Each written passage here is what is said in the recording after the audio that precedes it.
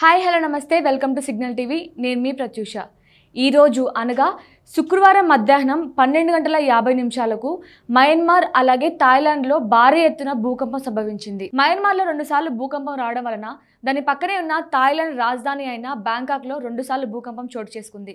ఈ భూకంపం వలన పెద్ద ఎత్తున భవనాలు కూలిపోవడంతో పెద్ద భవనాల అద్దాలు కింద పడిపోవడంతో జనాలు భయంతో ఆందోళనకు గురై రోడ్డు మీద పరుగులు పెడుతున్నారు.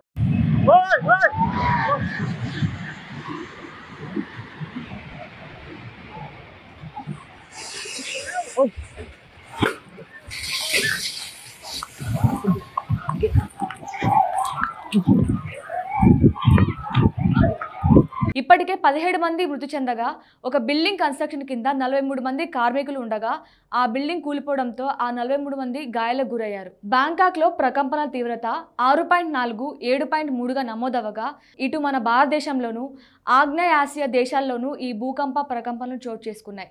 మన భారతదేశంలో కోల్కతా, ఇంఫాల్, మన మేఘాలయలో 4 తీవ్రతతో ప్రకంపనలు చోటు చేసుకున్నాయి.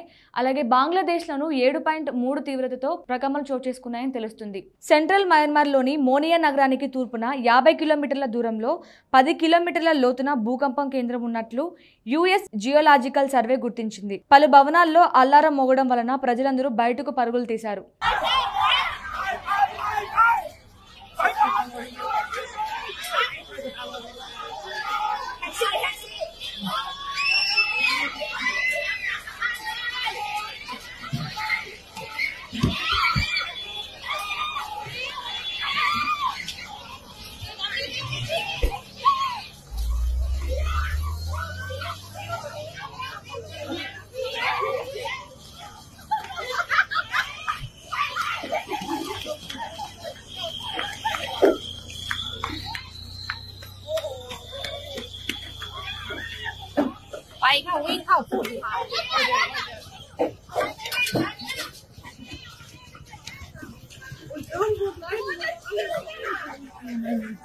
ถล่มเลยเจ๊มดก็ยิงไปทั้งหลังให้คนที่อยู่ตรงนั้นมีใครเป็นอะไรหรือเปล่ามีใครเป็นอะไรบ้างไม่รู้ตึกเยอะนะ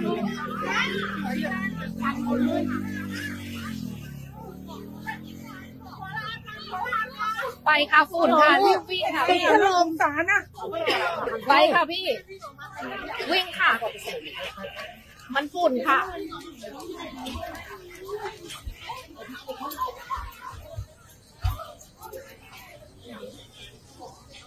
మయన్మార్ అలాగే బ్యాంకాక్లో జరిగిన భూకంప సంఘటన విషయంపై మన ప్రధానమంత్రి నరేంద్ర మోడీ గారు ట్విట్టర్లో ఒక ట్వీట్ చేయడం జరిగింది.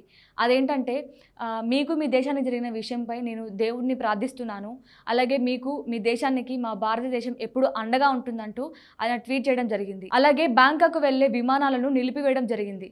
మరెన్నో ఇలాంటి ఇన్ఫర్మేటివ్ వీడియోస్ కోసం మన సిగ్నల్ టీవీని సబ్స్క్రైబ్ చేసుకోండి.